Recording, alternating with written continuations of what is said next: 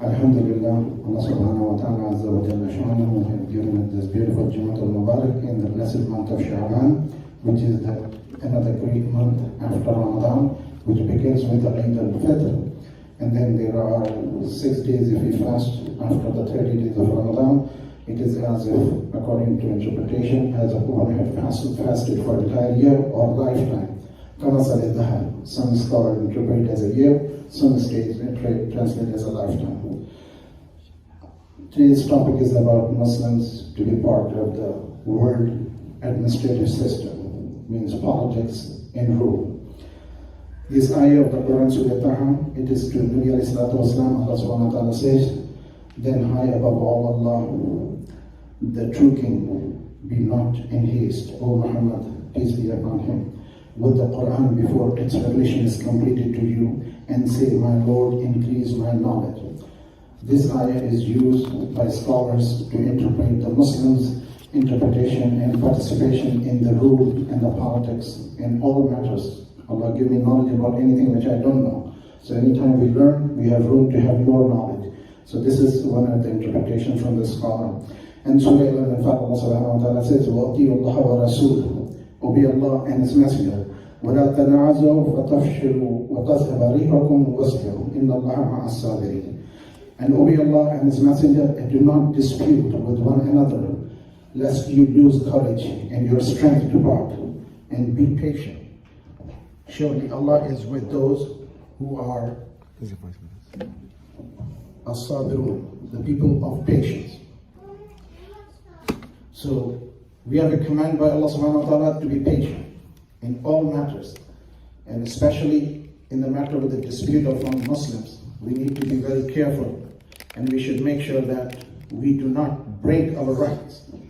As we know, from the history of humanity, from the current political situation in the world, there used to be a USSR and there used to be a NATO. And then before that, there was a Muslim Confederation. And then the European, before that, came in a colonization of the world, where they went to Africa, they went to Asia, they went to all over the world, and they took over and colonized them. When they colonized, their purpose was to take over, rule, and impose upon them their rule. It was past. But today, there's a hybrid way of ruling. You buy out people, which is always the process.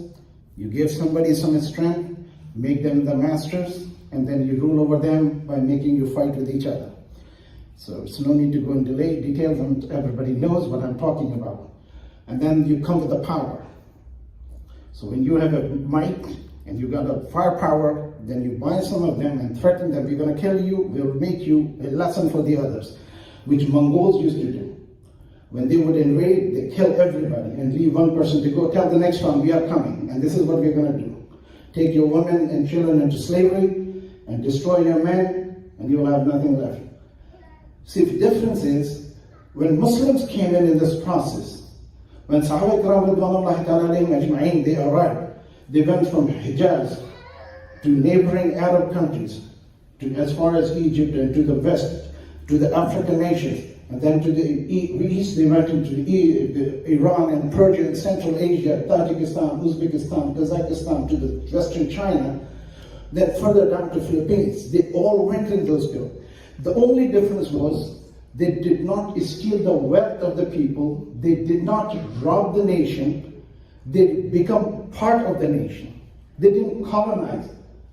They become those natives. Sahaba Ikram never returned back to Medina or Mecca. They become part of those nations, and they didn't build palaces for themselves. They didn't build major kind of investment on their own. They invested into the nation.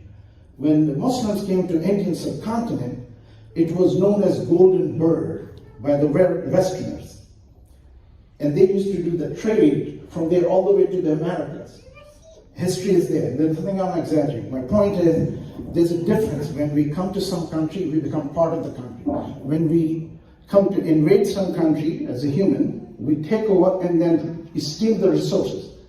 In India, they used to write on the door, dogs and angels are not allowed. And they robbed the nation. They took all the wealth. They took all the money and established system in England tea was cultivated in India and China, marketed in Britain, the money goes to them. The banking system will finance the slave trading, and they would invest money on that, so they were robbing the nations. They were taking away. This is the history, no exaggeration. What is for the Muslim today? Fast forward, question is, we immigrated on our free will. We became part of this country. History is very unusually showing a change that a minority of, regardless of faith and creed, are allowed to be part of the government system. And since 9/11 and last administration was ruling America, they just make other people feel like we have to have a voice. And 2 Muslim women went to federal government. Just 2 women. Suddenly, you could hear your voice. Alhamdulillah, within the last few years, we are seeing a lot of Muslims are taking part in the local body government, in the city and township, and the council level, and the county level, and then the state level, and the federal level. So when I came here in 86 or 87, we had the impression it's a kafir country. We don't have anything to do with it. But we were very much ready with the suitcase that we will be one day going back home. And we never made it. We had children. Now children are having their children. 3rd generation is coming, alhamdulillah. The population is increasing. But suddenly then there are certain rules getting passed by certain other interest group that if you don't teach your child LGBT rights, you're in violation of the law. Who wrote the law? People who are sitting in the where the laws are written. Are we going to be outsiders, a third party, an insignificant existence, who have no say, no right, because we are not participating in the process? And this is I think, one of the very few nations in the world, which is again, Western democracy is changing the dimension and the dynamics of the world, where an Indian-born or Indian origin man is a Prime Minister of England, and the mayor is of Pakistani origin, but they were pre-partition India kind of thing. And in America, we are seeing change and room for us to come. People think we are good people, those who know us as a Muslim. And they ask us, why don't you run for the office? Why don't you? Because you people are trustworthy, even though there's a lot of negative press about us. So as Muslims, first we were in the impression we don't even need to register to vote or to be part of the government because this is not our system. That was the misconception. Things have changed now. So for our future and for our children, and inshallah, Muslims will be back as Muslims are originally in here. First people who immigrated were Muslim. They were Turks. They're from North Africa. 3 ships which Christopher Columbus brought, they belonged to Muslims. The captains were Muslims. They navigated them. That's the history. Muslims were training in America. In the Western America, the Cherokee tribe was Muslims. And they were doing Muslim trading, and they were about, there's a record, that there were 1,000 cities in the US who were named after Makkah and Medina. So there was knowledge there, and South America was also Muslims.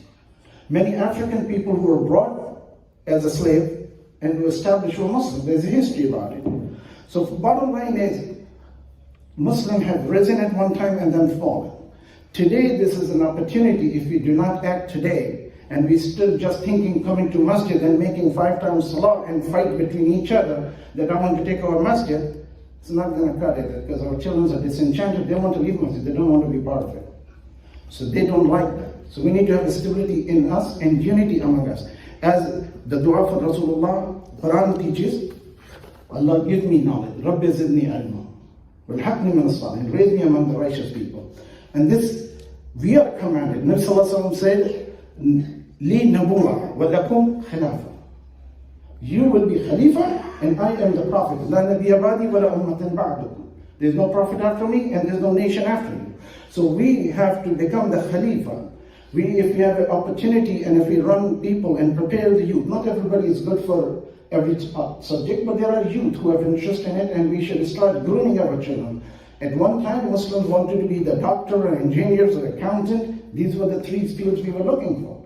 Now the things are telling us there have to be somebody who should make laws, and laws should be changed and should be raised voice on objection on certain things which are not appropriate, rather than sitting outside and crying about that things are done and it is illegal. I'm sure I forwarded one of the YouTube, which came in, I think, from the WhatsApp. A family in Germany was telling their child that we do not Islamically approve this LGBT thing. And apparently, child was forcefully, 10-year-old, and there was another minor, were forcefully separated from the family, and this child is crying. And the parents were begging that leave our child alone. The police came in and they forced him. Whether this is true or not, Allah knows, because there's a voice in that. Again, nowadays, the things are not so, trustworthy, because things can be changed in the voice and video. So, bottom line is, are we going to wake up to the reality and take part into the local body government system where we could be known and we could be influential? Our local sheriffs, our mayor, our other people who are making rules and spending money, we should have people there. And it makes so much difference. It's anywhere, whenever we try to get a masjid, there's objection. We don't want these people in our neighborhood. In Marlborough Township, there's a masjid that's being applied for, and the Hindu community, which already have their temple, they have an objection. And what their objection is, the water will drain our area. I mean, they have to come up with the reason, right? Whether it is accepted or not, but there's objection. When you're in the system, you can raise objection. And now, yesterday I got a mail from a brother that government is encouraging people or communities to build affordable housing for the elderly near their houses of worship. And I shared it on the group. So if we want to invest in property neighborhood and build houses so the elders can come and pray and they can be also near the community. These are the things available, but we need to be on the forefront to do it, and we should pool money to invest in buying property and have investment. That way we all will benefit and the elderly will get discounted price and all that.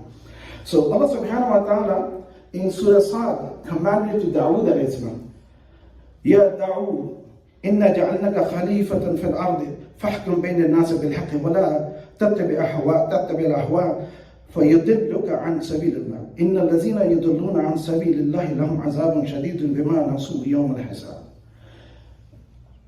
O David, surely we have appointed you our vicegerents in the earth, so judge between men in justice, and follow not vain desire, lest it may lead you to astray, and the path of Allah subhanahu wa ta'ala. Surely those who go astray from the path of Allah, for them is a grievous torment, because they forget the day of reckoning. Allah subhanahu wa ta'ala commanded Dawood al-Islam. Dawood al-Islam is our Nabi, our Rasul, our Payghambar. We believe in him. He's a Muslim and he was a Muslim. So Allah subhanahu wa ta'ala commanded Muslims to be the vicegerents in the rule. Whether in old days, people used to win the war and then rule, and nowadays there's a way to immigrate and become part of the country and be the process and to be helping for the improvement, for the betterment of the nation. So we always complain back home, people are not doing fair job, this is so and so forth, complain. But here is the opportunity, we don't want to be part of it. So this is something we should focus on, we should finance. It is also well known, whenever a person goes to other minority communities, like Hindus and Sikhs and Jewish and others, the person who is running for office, they really give them funding. And they finance them. And when you get finance, the party supports that person because the community is supporting them. And we have zakat money, mu'allafatul qulub. And this is the money, fi sabilillah. That is the person is going to run for the office and will be good for the country.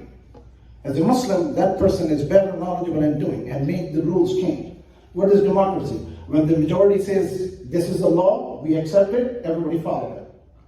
It's no more the king, where suddenly king sent the decree and everything is changed. So we should be part of the process for our betterment and for our children's betterment.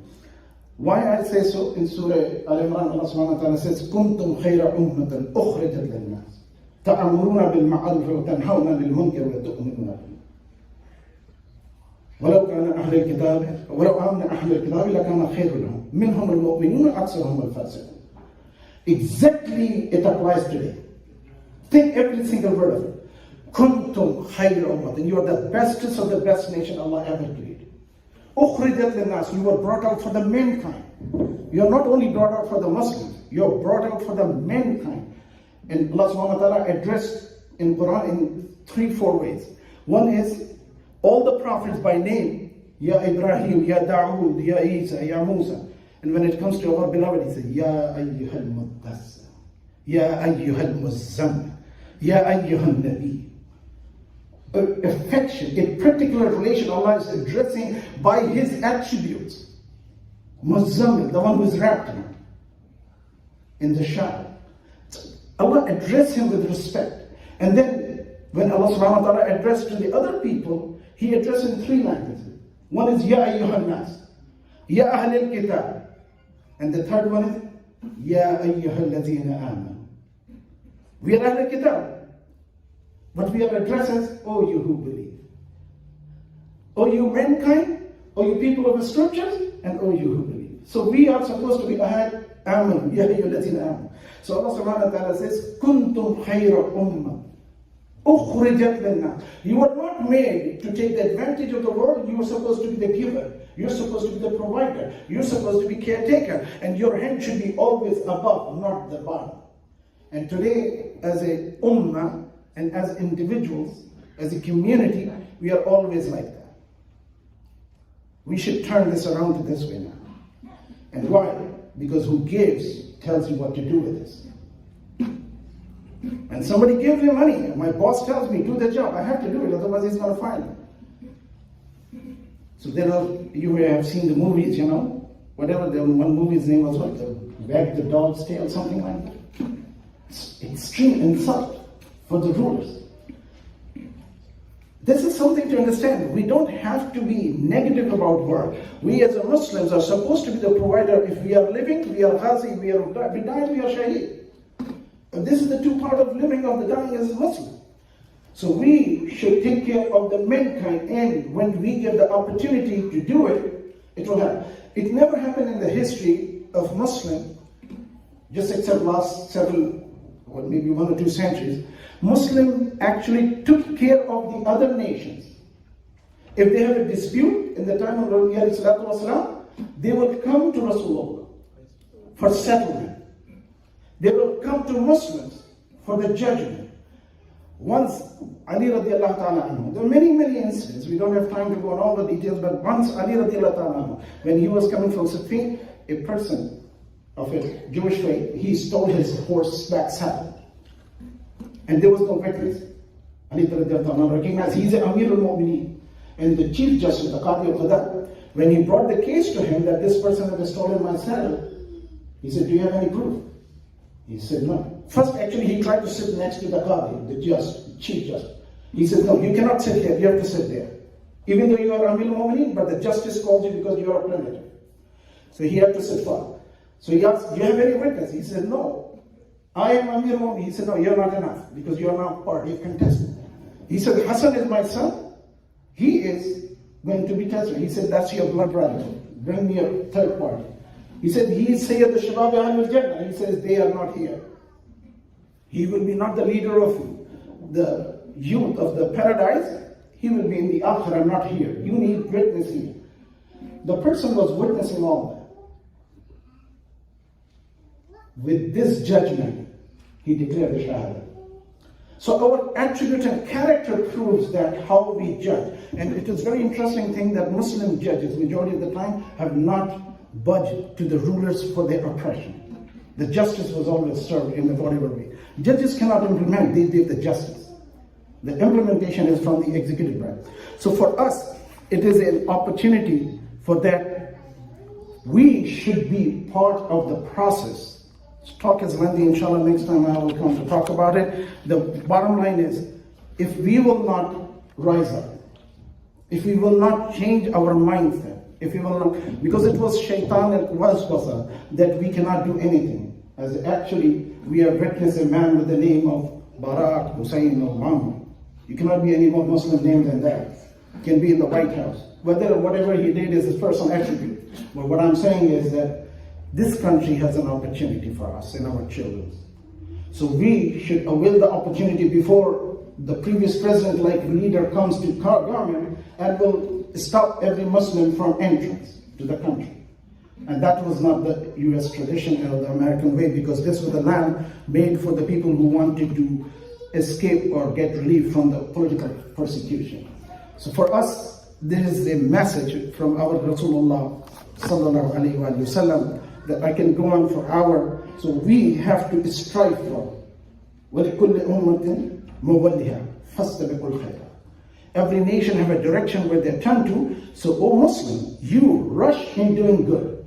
Khairat means if I become the mayor, or if I become the president, or if I become the governor of the state of Jersey, whichever position, any one of us, that person will take care of all the Muslims and the non-Muslims, their needs and their religious practices. It will be a difficult task. Why? Because we were absent from the scene and certain laws and bills have been passed. And those laws and rules have to be with the majority to be brought up. And then there is a majority who thinks that there's certain things should not be done. This is the only country which spends millions of dollars in abortion. And it's become law. It is between physician and the doctor, the patient. But this millions of, 4 million, what I try to recall correctly, abortions are committed every year. As a Muslim, we do not approve of it. This child comes from Allah subhanahu wa ta'ala. Just imagine 4 million every year. How much will be the population of this country if they did not die? So may Allah subhanahu wa ta'ala give us the wisdom and give us the leadership and the ability to take care of the matter. If somebody among us in every masjid, we should go and we talk about it. We talk about it since ever. We have been talking about Muslim countries, particularly I'm from Pakistan, so every Pakistani knows what's going on in the country and how we are up at night and watching the news, whatever goes on in there. We don't even sleep properly because we are so stressed. So we are stressed when we have 9/11 happen here, and we are stressed when something bad goes happen in a Muslim country. An interesting thing is when the elected government after 7,000 years came in Egypt, a military general took them out. 7,000 years. This is one of the oldest nation existed on the planet of the history. The man was known. And then he died and nobody questioned about it. They killed him. May Allah subhanahu wa ta'ala give us the wisdom and hikmah, and we should take the lead in the position where we can. If we do not have it, we need to start focusing on the topic politics. We should have our children go into the study international affairs. United Nations does not represent Muslims. Even though we believe in nature, environmental protection, human rights, the most violated people on the planet for the human rights are the Muslims. By the Muslims. Are the Muslims? By the Muslims.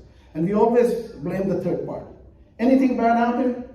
America did it. Americans don't have time to do it. You are good enough to do your self-destruction. So may Allah subhanahu wa ta'ala bless us and bless the country and bless the nation and the humanity. Wa akhiru da'wana alhamdulillah.